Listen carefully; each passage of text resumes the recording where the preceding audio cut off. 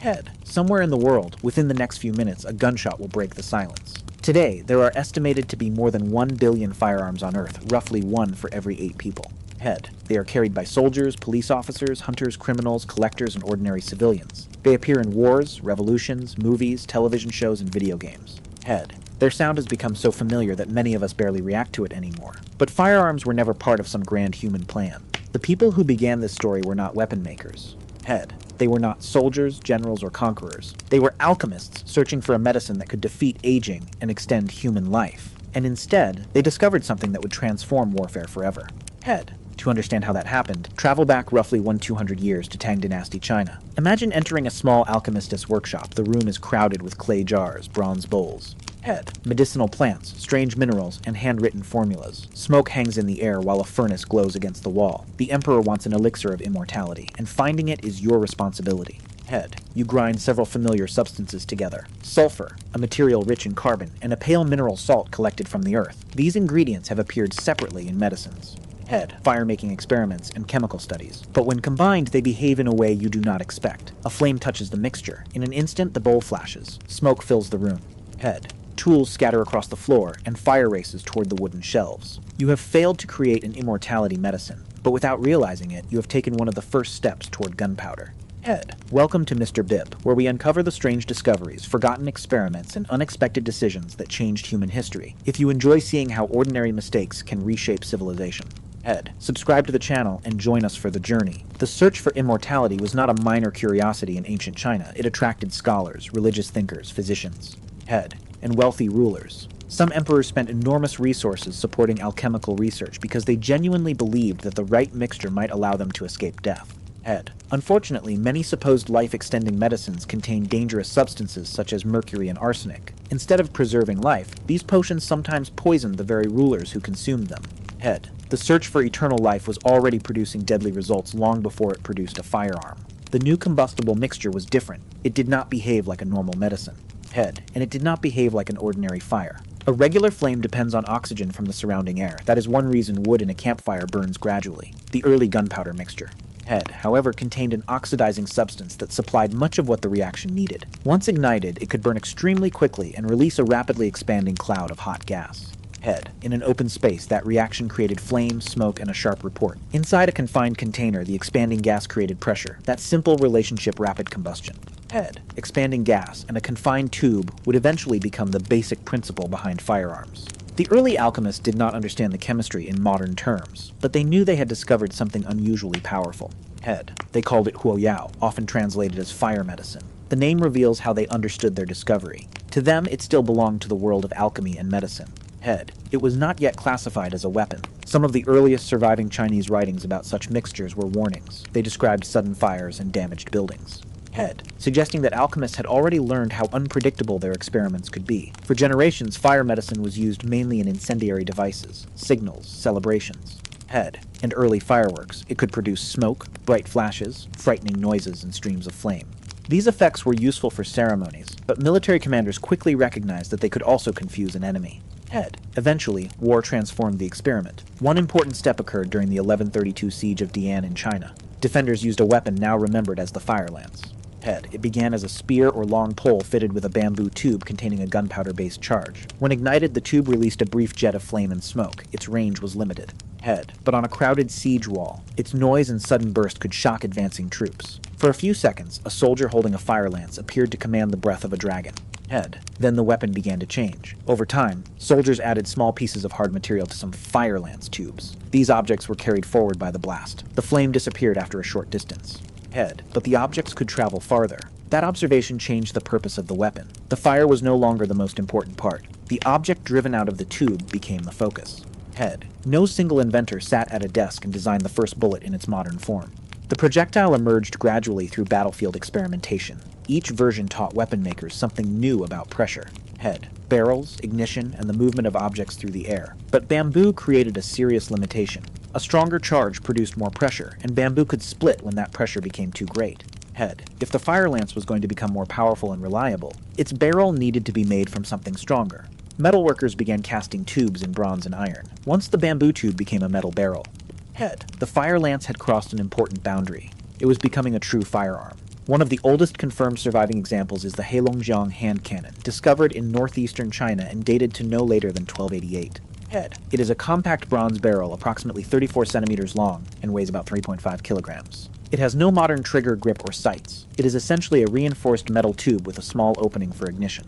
Head. Yet that simple object contains the core idea found in every later firearm. A charge creates expanding gas inside a barrel, and that gas drives a projectile forward, every musket. Head. Rifle and pistol that followed can trace part of its technological ancestry back to weapons like this one. Gunpowder technology did not remain inside China during the 13th century.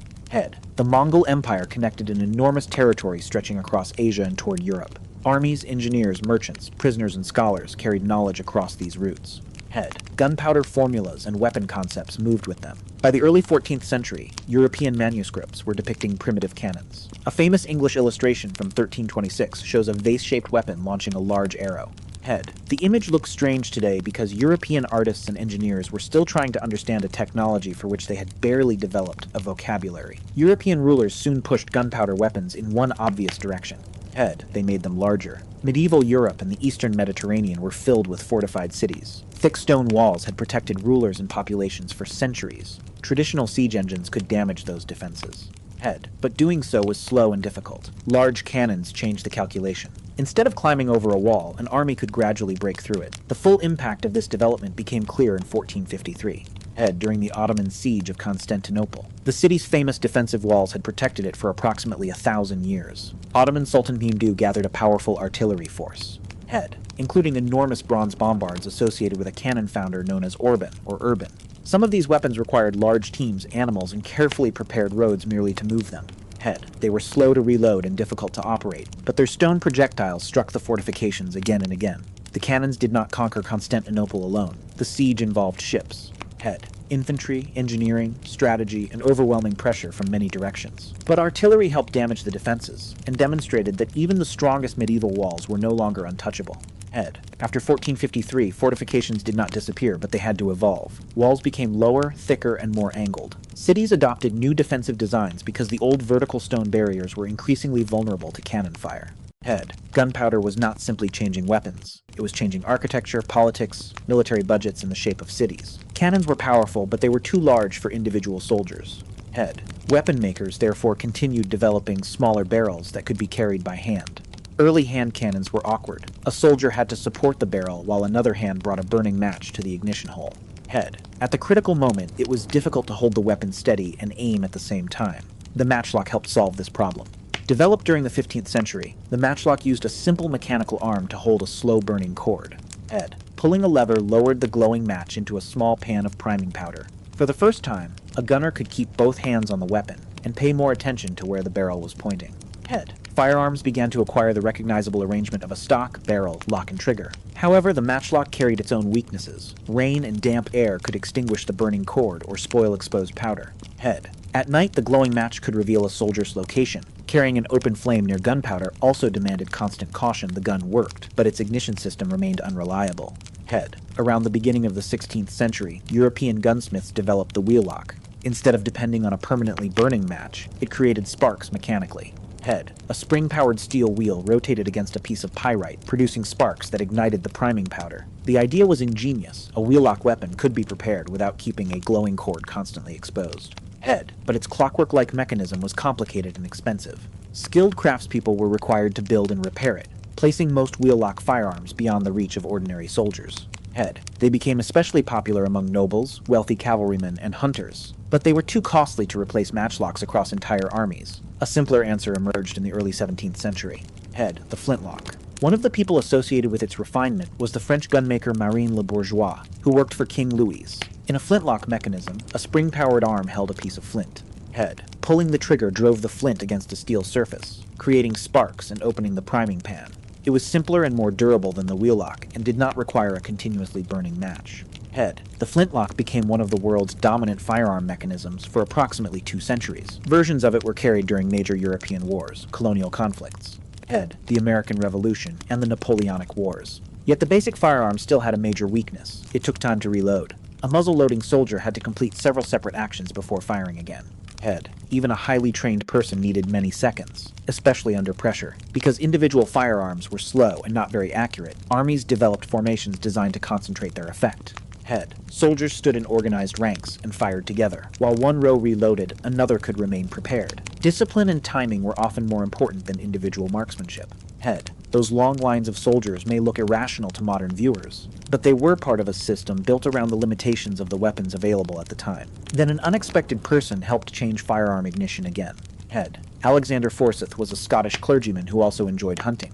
Flintlocks produced a visible flash in the priming pan before the main charge fired. That brief delay could disturb a bird before the projectile left the barrel. Head. Forsyth experimented with chemical compounds that ignited when struck. In 1807, he patented a detonating ignition system. His invention did not immediately create the modern firearm. Head. But it helped lead to percussion ignition.